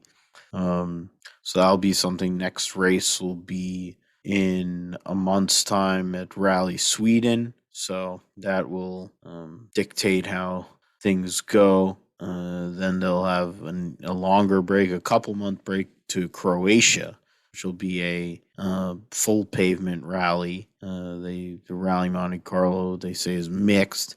Then you have a bunch of races on gravel. Portugal, Sardinia, Kenya, Estonia, Finland, and then they have an open gap round 9, which is supposed to be a tarmac rally. Greece, the Acropolis, Rally New Zealand, the Catalunya rally, which will be pavement, and then the Rally Japan to end the season. All right, so going kind of switch gears here, or kind of round things up here tonight on the GSP PBA Players Championship. Took place. They had a lot of. They had the four or the five. Yeah, the regional finals amongst the five regions there. We had in the East region saw Graham Fa beat Patrick Dombrowski, who ran the ladder from fifth, beat defending player of the year Kyle Troop and Hall of Famer Bill O'Neill and Brandon Runk to get to the final, but Graham Fa wins the region, playing with Urethane on the left side in a battle of Hall of Famer versus Hall of Famer in the South region. Tommy Jones defeated Norm Duke, the ageless Norm Duke, after Duke got DJ Archer. In the semifinal match, David Stouffer and Toby Sambueno finished fifth. So those two guys will make it into the final itself. Midwest region saw Sean Rash defeat Matt Russo and AJ Johnson, EJ Tackett, Bailey Maverick. So AJ Johnson, who's been one of the unluckiest guys on TV, EJ Tackett, who is a former player of the year, has won majors, done everything, finished fourth. You have the likes of Tom Smallwood, Mitch Upe, Chris Prather, et cetera, some decent names there. I have to go and switch over to the Southwest region, and Arturo Quintero beat Dom Barrett, who after Quintero beat Kyle Sherman, who was trying to run the ladder after beating Brad and Kyle YouTube channel. Kyle beat Brad, then he beat Frankie Lavoie, lost to Dom Barrett, and who lost to Arturo Quintero. So he was the first non-number one seed to advance. And the West Region Finals saw Jason Belmonte climb the ladder from the fourth position, beat Tyler Cortez Shank, Wesley Lowe, Jake Peters, and Jacob Buttroff to get the W after a long absence. So I would venture to say that Belmo is, depending on what happens, I think the best matchup would be having Belmo versus Rash, because they hate each other. But in general, I just want to see Belmo make it. Other people hate him, but I don't care. I like him. So Fa and Quintero are definitely underdogs in that. Rash has been playing better, and Tommy Jones is playing at a great level. So whoever wins this major this Saturday will have earned it for sure. Josh, what have you been doing on iRacing or the Sims in general? Any updates, anything you want to let us know about in your segment? Yeah, of course. And last weekend did some streaming. Streamed one race at Michigan in the 87 car. It's always fun, Michigan, especially with the way that the tire works there, the tire wear, and ended up finishing 10th. I think I ended up using up my tires too quickly and didn't really have enough to keep up with the leaders at the end there. But there was a mid point in the race where we were all kind of grouped together in a little pack and everything. But then one of the guys spun out and then ended up putting us good for fuel, but then took tires and then ended up going green the rest of the way, but just couldn't hold on to it there. But big news in iRacing this week is the LA Coliseum being released for the iRacing platform, of course. And they're going to have the Clash here in a few weeks, about a week from Saturday, a week from Sunday. So it's going to be an exciting event, of course. And you can do the Clash now virtually with the next gen car and try and race for it yourself and see how that plays out, how it drives and everything. So I haven't tried it out yet. Maybe later this weekend or something, I'll get a chance to get some time and race on that and see if there are any official races on that I can go on and maybe stream those races. So should be interesting. We'll see what happens, and hopefully it drives good on the short track, especially a track like that, and we get some exciting action going on in the stream. We'll definitely go and check in on that, Josh. Great driver. I've said it multiple times. I mean, I watched your stream a few times, and you are cool, calm, collected, very calculated, and very, Rick Mears, David Pearson, Kenseth like in your methodology. Even if you have fry out moments, you're still able to keep it in check. Something that I'm not capable of. And even after reading my horoscope and what I am or how I am, like for the year or just in general for this day, it kind of makes sense. I'll go back to you here. Where can we find you on social media, and where can we follow you in regards to your sim racing game there, Josh? Yeah, of course. As always, the Twitch stream for iRacing is at Twitch TV/USailor2. That's YOUSAILOR2. Yeah, it's a weird name, but that's my PlayStation name from back in the day and everything. And then, of course, as always, the Twitter at JP Huffline. Post all the Jaguars. Repost all the Jaguars' latest news on Byron Leftwich's coaching search, stuff on the 24th this weekend, watching that, and all the other stuff, probably even some investing stuff if you want to get in on how to learn how to invest and trade on the market. There's some good resources there too that I sometimes share. So that's all for me. But yeah, as always, follow me on those two platforms. And definitely follow Josh. Good takes. Good. He's there's many reasons why he's my co-host, my sidekick. Very reliable and very sensible. Very responsible for a young man. Something that I definitely am not at age 37. But in certain areas, to be fair. You can follow me at Philip G. Matthew on Twitter. You can follow our show at Gripstrip Pod. We're on Podbean, Pandora, basically anywhere you can find a podcast, you can find the Gripstrip Podcast. Apple Podcasts, Amazon Music, Spotify, Podbean, Pandora, iHeartRadio, Stitcher, and TuneIn. You can find us there. You can find us on philipgmatthew.com. And sometimes the show ends up on YouTube, actually. Doesn't get on my Facebook. I don't know how. I've tried to mess with it, but it still doesn't. But I don't know. So if you really want to listen to Gripster Podcast, you can listen to Gripster Podcast. We thank you for listening to this episode of the Gripster Podcast. We'll be back next week, talk about early preview of Super Bowl, Rolex 24, Busch Clash, et cetera, et cetera. There'll be stuff to talk about. Gamblers Classic in Atlantic City is taking place this weekend, weather permitting, I guess, because of the snowstorm. But it's an indoor race, but people get there. We'll talk about whatever else is going on in the world of motorsports and sports. Give you some updates on the head coaching searches and GM searches in the NFL. Here next week on the Gripster Podcast. For Josh, I'm Phil. Thank you once again for listening, and goodbye.